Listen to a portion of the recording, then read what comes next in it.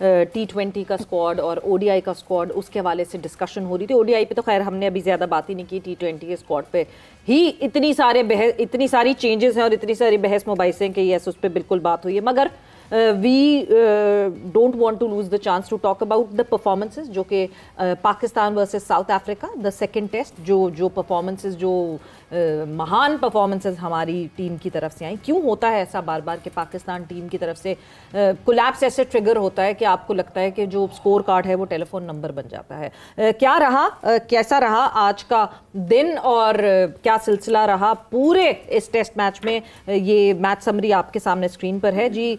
Pakistan team ने जो है वो 333 रन्स जो हैं वो स्कोर किए एंड साउथ अफ्रीका की फिर बारी आई, जिसमें पहले पाकिस्तान में शान मसूद ने 87 रन्स बनाए, सऊद शकील ने 66 रन्स बनाए, महाराज वाज आउटस्टैंडिंग विद 7 विकेट्स। मतलब महाराज जो कि विजिटिंग टीम थे वो अपना घर समझ के खेल रहे थे एंड हार्मर ने 2 विकेटें हासिल की। साउथ अफ्रीका जो कि इनिशियली जिसका एक कोलैप्स ट्रिगर हुआ था, उस कोलैप्स ट्रिगर के बाद जो है एक संभाला आया, यानी 185 फॉर 5 जो साउथ अफ्रीकन टीम हो गई थी, उसके बाद से वहां से जो सिलसिला शुरू हुआ और लास्ट जो 3 विकेट्स थी साउथ अफ्रीका की, उन्होंने तकरीबन कोई 190 प्लस रन्स जो हैं वो एड इन किए एंड 404 पे जाके कहानी खत्म हुई, यानी 71 रन्स की लीड पे जाके कहानी का इख्तिताम होता है। यानी एंड देन पाकिस्तान की बात करें तो पाकिस्तान टीम तो बस आई और गई, जिसमें सिर्फ बाबर आजम के जो हैं वो 50 रन्स थे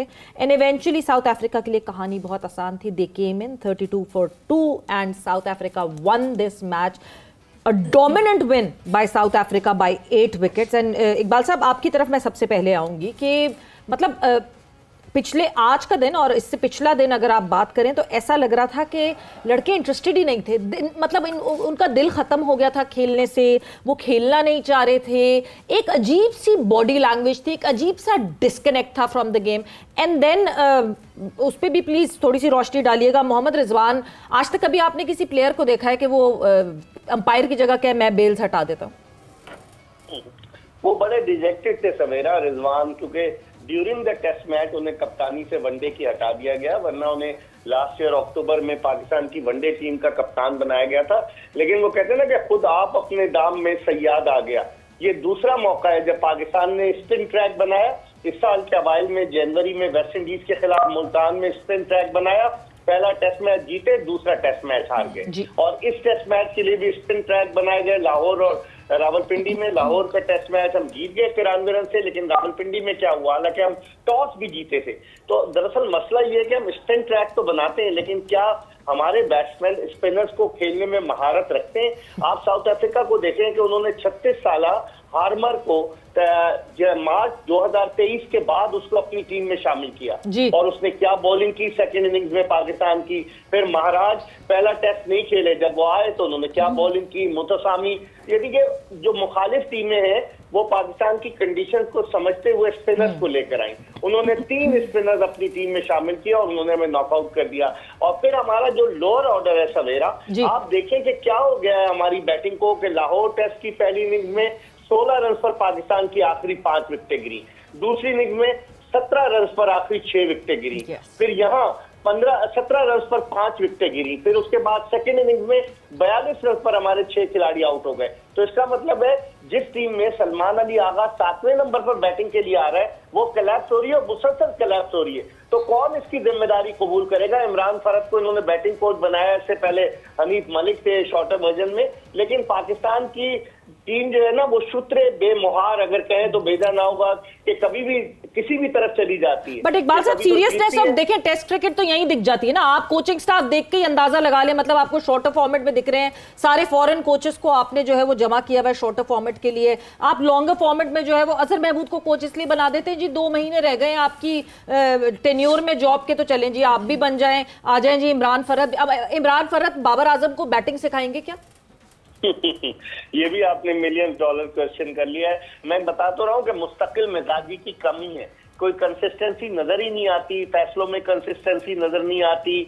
कौन है इसका जिम्मेदार? ये तो पूछना पड़ेगा ना क्रिकेट बोर्ड से कि धड़ाधड़ कप्तान भी तब्दील हो रहे हैं। आप देखें जनवरी 2024 के बाद से शाहीन आफरीदी वो गए, बाबर आजम गए, रिजवान गए, सलमान अली आगा, फिर शान मसूद टेस्ट के कप्तान, फिर सिलेक्टर्स आपके तब्दील होते हैं, कोचेज आपके तब्दील होते हैं। आपकी टीम में मुस्तकिल मिजाजी की कमी। कभी आपने दुनिया की किसी टीम में देखा है कि 5 कप्तान हो? आज 5 कप्तान इस टेस्ट मैच में खेल रहे थे, शान मसूद, बाबर आजम, मोहम्मद रिजवान, सलमान अली आगा, शाहीन शाह अफरीदी। तो फिर क्या होता है? कप्तानों की 11 थी, हम फिर कप्तान 11 इसको बना ले।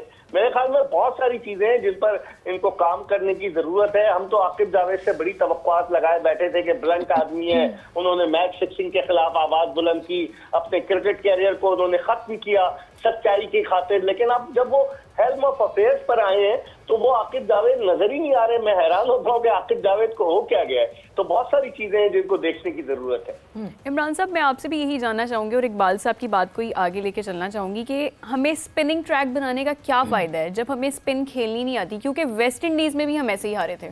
जी, इसलिए कि 3 मैचेस हो गए, 3 राउंड हो गए हैं कायद-ए-आज़म ट्रॉफ़ी के, और ये जो जितने भी फैसला साज हैं पीसीबी के, इनसे पूछें कि किसी एक जगह भी ऐसा पिच बनाया है? नहीं बनाया। तो ये इनकी अकल पर मातम ही किया जा सकता है। एक और दूसरा, ये इतने समझदार, तैयारी करवा के फिजिक्स का पेपर दे देते हैं सामने है ना। ये कोई इल्ज़ाम तो नहीं है, ये हकीकत है। और इनकी समझदारी इतनी है, आज इनको पता था, लामहला एक ज़हन में था कि टेस्ट मैच ख़त्म होना है। पहले आज एक खबर शाया होती है कि मुल्तान सुल्तान्स को कि टर्मिनेशन लेटर भेज दिया पीसीबी ने। सुबह 8:30 बजे के करीब टीम का भी ऐलान भेज दिया जाता है। कितने समझदार हैं, इनको पता था कि टेस्ट मैच अगर ख़त्म होता है, नतीजा पाकिस्तान के खिलाफ जाएगा, तो ज़्यादातर टाइम इन चीज़ों के ऊपर चला जाए, वनडे स्क्वाड और मुल्तान सुल्तान्स के ऊपर। तो ये मीडिया मैनेज करते हैं इस अंदाज में, ख़बरों के ज़रिए। अब यहाँ तक ताल्लुक़ इस चीज़ का है, हाफिज़ साहब ब्यूरोक्रेसी कहते हैं इसे। हाँ, तो ये अपने दिन गुजार लेंगे, क्रिकेट का जो है हाल सबके सामने है। जहाँ तक मुल्तान सुल्तान का ताल्लुक़ है, ये बिजनेस पार्टनर्स हैं। ये कोई अली तरीन या आतिफ राना या जावेद आफरीदी या नदीम उमर, ये उनके मुलाजिम तो नहीं है। वो तो आपके साथ करोड़ों अरबों की सरमायाकारी है और बरसों से वो पाकिस्तान क्रिकेट के साथ जुड़े हुए हैं। अगर आपके किसी जगह पर इख्तलाफात हैं तो आप उनको मिल बैठकर बातचीत के ज़रिए हल करते हैं ना, मिल बैठकर। पाकिस्तान क्रिकेट बोर्ड के चेयरमैन थे शहरयार खान साहब, नजम सेठी साहब चेयरमैन एग्जीक्यूटिव कमेटी थे जब ये शुरू हुई थी। उसके बाद नजम सेठी साहब चेयरमैन बने, फिर एहसान मानी साहब चेयरमैन बने, फिर रमीज़ राजा चेयरमैन बने, फिर नजम सेठी बने, फिर ज़का अशरफ बने, और अब मोहसिन नकवी हैं। ये चेयरमैन कितने बदल गए हैं? पाकिस्तान की फ्रेंचाइज मालिकान वहीं पर हैं। तो इसका मतलब यह है कि वो एक बड़े स्टेक होल्डर्स हैं और लोगों को बातचीत के ज़रिए अपने मामलात को सुलझाने की तरफ जाना चाहिए। अगर आप उनकी जो एक नुक्ता नज़र ये भी है कि जो आपने टर्मिनेशन लेटर भेज रहे हैं मुल्तान सुल्तान की तरफ से जो सुनने को मिल रहा है वो ये है कि ये तो है ही नहीं, लीगल नोटिस भेजा था और उसका जवाब दे दिया और उसके बाद पाकिस्तान क्रिकेट बोर्ड खामोश है। ठीक है, अगर वहाँ पर सांप नज़र आते हैं अली तरीन को, तो उनके लिए किसी जोगी का बंदोबस्त करें ना, कि वो सांपों को पकड़ करके पटारी में बंद करे, लोगों को डसे ना, पाकिस्तान सुपर लीग को डसे ना। ठीक है, मुख्तलिफ अंदाज हैं। तो जो आगे बात ये मैनेजमेंट की है, जो आगे बात ये पिच की, ये एक हिकमत अमली का फुकदान है। हिकमत अमली का फुकदान इस तरीके से है, सोच, अमल दरामद और इसके दरमियान में जो डॉट्स हैं जिनको आपने कनेक्ट करना है टेस्ट मैच जीतने के लिए। जब आप स्पिन ट्रैक बनाते हैं तो इसका मतलब यह है कि आप ये समझते हैं कि आपकी